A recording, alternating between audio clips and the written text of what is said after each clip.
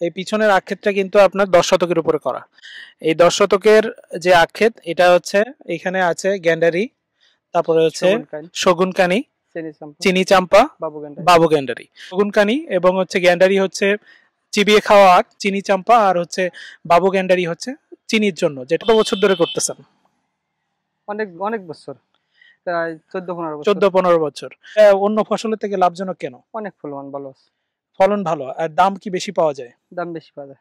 মরিচ করেছেন, এই মরিচের এই সিজনে তো মরিচের প্রায় 200 টাকা করে পার কেজি আখ বিক্রি করবেন, আবার মরিচও বিক্রি করছেন, এরফের করে কোনটাতে লাভ বেশি মনে হয়? আখে লাভ বেশি। আখে লাভ বেশি, মানে একদম ক্ষেতের থেকে নিয়ে যাচ্ছে 36 টাকা করে, যারা পাইকারি তারা বাজারে আবার নিয়ে যায় কিন্তু 60-70 টাকা বিক্রি করতেছে। ক্ষেত্রে আপনার আনুমানিক এই 10 শতকে কত টাকার আখ বিক্রি করা যাবে বলে আপনার ধারণা? আনুমানিক লাখখানিক টাকা হচ্ছে। খরচ নেই, যে আখের মাথার মানে আগায় যে চোখ আছে এই চোখগুলো কিন্তু আমি লাগাই দিচ্ছি। পরিমাণ সার দিচ্ছেন এই 10 শতকে?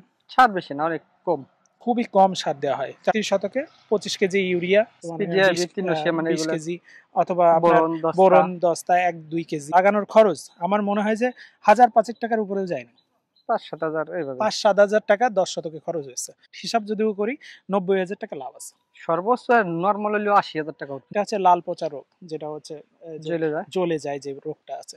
তো এই লাল পচা রোগের জন্য আপনি কি করছেন? 2 চোখ 3 চোখ বিশিষ্ট যে খণ্ডগুলো লাগান, আমরা আখের খণ্ড লাগাই, সেই খণ্ডগুলোর মধ্যে আপনি ওই যে বিশোধক দিয়ে আমরা পরিশোধন করে লাগাই। ধরেন আপনার যে আগার মাজরা পোকাও লাগে, আবার হচ্ছে কাণ্ডের মাজরা পোকাও লাগে। এই দুটোর জন্য আপনি কি ধরনের কীটনাশক দিয়েছেন? 2-4 এর মাঝখানে যে পিলিতে আছে সেই পিলিতে কিন্তু মাটির সাথে মিশিয়ে দিয়ে হালকা করে মাটি দিয়ে দিয়েছে। এই মাজরা পোকার জন্য ফুরাডান দিয়েছেন। এই ফুরাডান আমরা জানি 247 শতক মানে 1 হেক্টরে প্রায় 40 কেজি ফুরাডান দেওয়া লাগে। পাতাগুলোতে এমনি এমনি ঝরে পড়ে না, হাত দিয়ে খোলা ছুটেই এগুলো যে চকচকে অবস্থা সবই ইনটেক করা, মনে হচ্ছে যেন এই অবস্থায় বাজারে বিক্রি করা যাবে। মাঠটা দেখে, এই ক্ষেত্রে দেখে, তাহলে বলবে যে এটা একটা আদর্শ আখের ক্ষেত। এই আখ চাষটা কিভাবে শিখলেন? আমাদের এলাকা আনছিল এক মুরব্বি, পরে সেখান থেকে ছিল।